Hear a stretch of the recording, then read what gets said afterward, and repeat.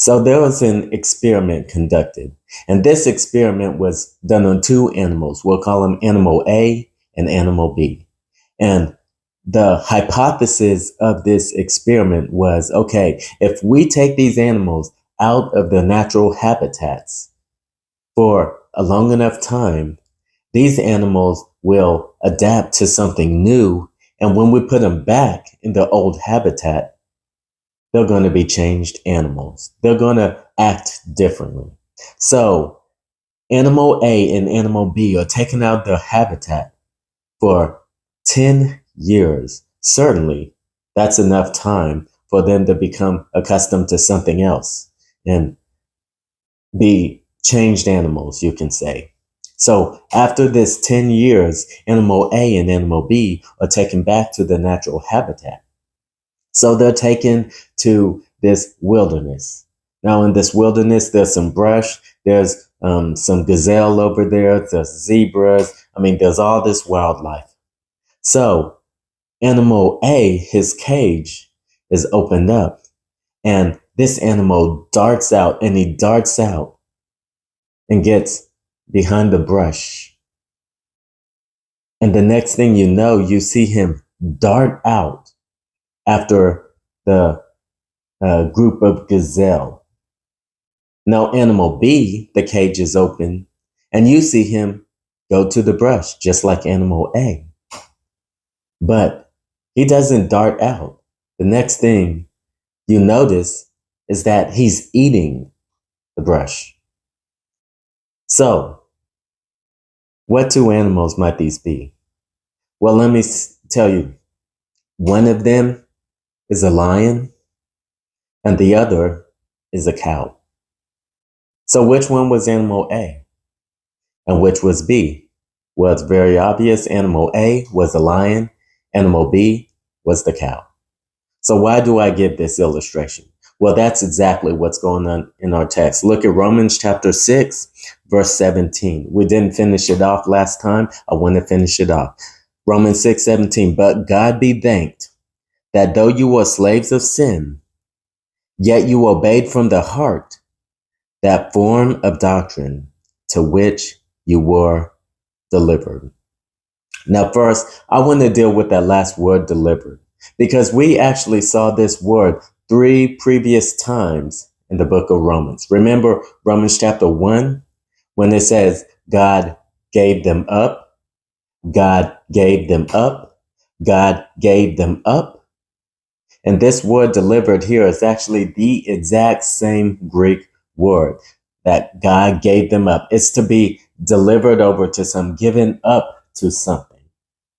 Now, those first 3 times it was used, remember they were given over to sin. Remember the first one, it says, therefore God gave them up to uncleanness, to the lust of the hearts, that the body might be dishonored.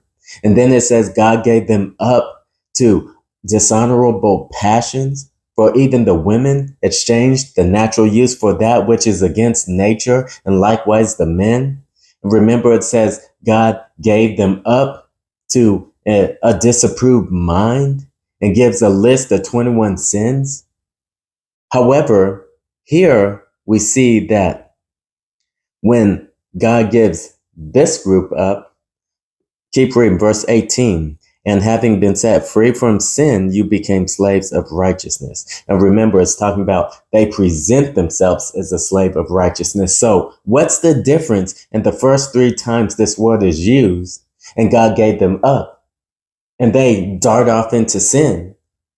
And this group, this person right here, God gives them up.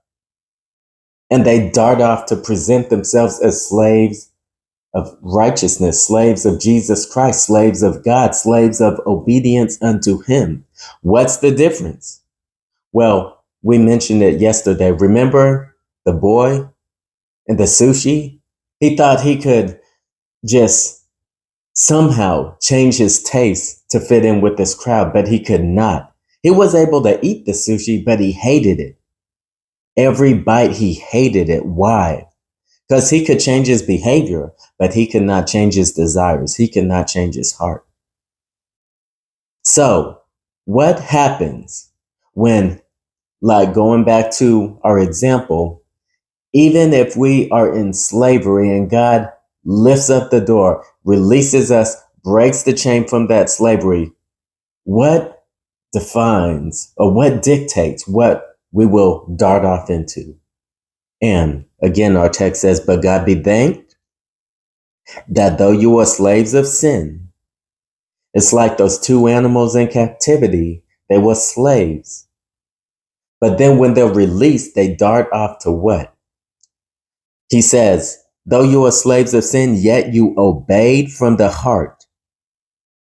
From the heart. So it says, God be thanked you obeyed from the heart. So what happened? Like we said last time, God is to be thanked because God changed the heart. He changed the desires. He changed the affection. He changed your taste, so to speak. Now the thing you once loved, you no longer love. And you don't dart off into that. Now you have a changed heart, new desires, new affections. So when you're released, you dart off into that. See, when God changes the heart, remember the boy's taste buds really needed to be changed. See, the first 3 times this word is used in the book of Romans, their taste buds were for sin. Their taste buds were for uncleanness, to fulfill their lust, sexual immorality. Their taste buds were for homosexuality. Their taste buds were for that list of 21 sins. That was their taste buds. But here we see these people have different taste buds. And their taste buds are for obedience. Their taste buds are for righteousness. Their taste buds are to please God and to please Christ. So, God is the only one that can change you in such a way that you hate what you naturally would love. You born into this world loving your sin. You now hate your sin. You are born into this love, born into this world, living for yourself. You love yourself. Now you deny yourself and you follow Christ by faith, by believing in him, believing his words and denying yourself, taking up your cross and following him, losing your life for his sake, just as he said.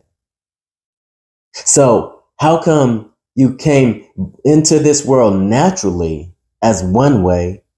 And then when you were released back into the world, you can say, when you were released, you had completely different affections. You had completely different taste. What happened? Remember, God be thanked. So let's go back to our example. What if the person conducting that experiment had the power to change the hearts of the animals, to change them?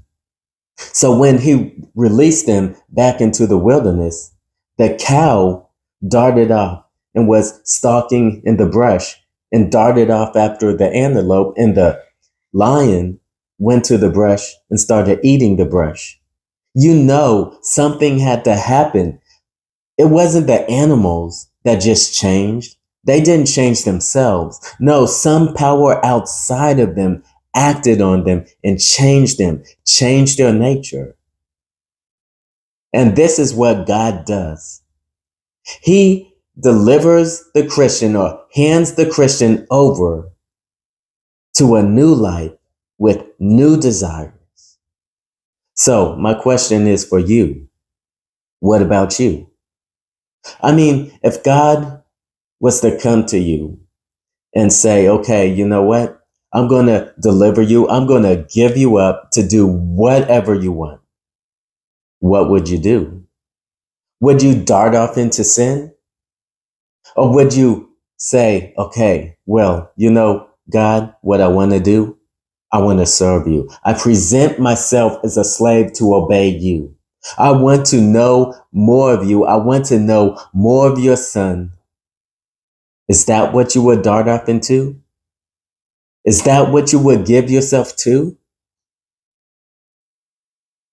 Just examine yourself, because Like I said last time, it isn't about a change of behavior.